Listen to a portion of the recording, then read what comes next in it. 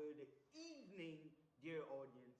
Welcome back to the Choosy station here.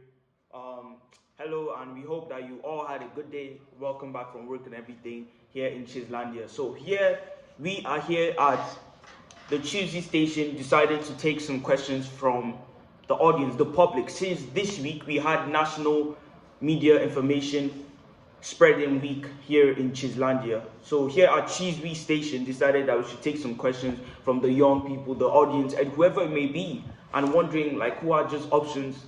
And so I have the questions here on my computer and I'm gonna read them out and hopefully try to answer some of these questions. So yeah, first question is, how has the development of different media helped inform the public about politics? So this question is very interesting. It's talking about the development of media.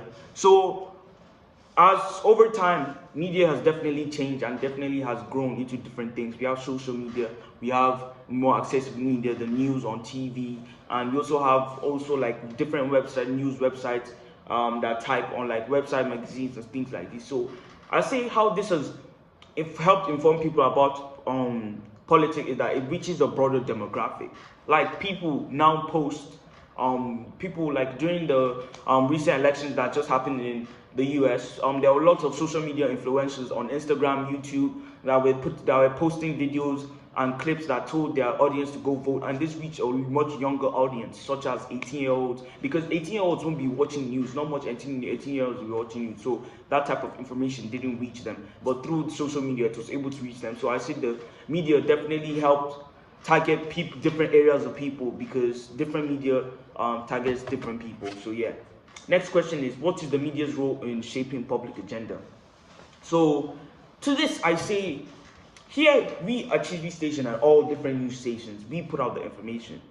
So I feel like what you could say how we shape public agenda is that we have the information and we decide what we put out, whether we put it out or not, or how we put it out. So if we want you to have a bad opinion on something, we could easily just frame it or just put out in the news that this is bad, or just make up information saying that so is bad, and like people in general will have a bad opinion on it, or we could just decide to not put it in at all, so people won't be informed or even know it exists. So I feel like the media itself has a lot of higher ups. I do believe in the higher echelon, and I feel like some of these news stations, not us, we at Choosey Station will never do such. Some of these news stations filter out what the information that goes to the public to just have to shape the public in their image and what will benefit them. The next question is, what might happen to the influence of media if the First Amendment guarantee of freedom of press were to be repealed or removed? So obviously this will literally mean that the media itself will be very, very restricted. All these shows that you have people coming around talking about their opinions wouldn't exist.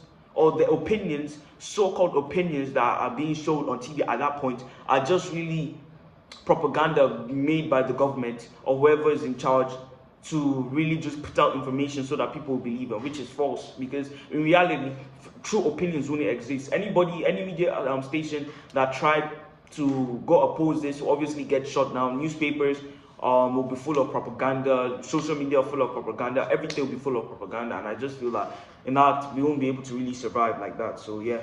And then finally, what are some of the effects of the fact that most television viewers want to be entertained rather than informed? This is the thing. That's why people we live in a world at the moment or point in time where people don't really want to sit down and listen to long pieces of information that in reality that aren't really interesting or don't benefit them that much, or they don't think long term. People don't think long term.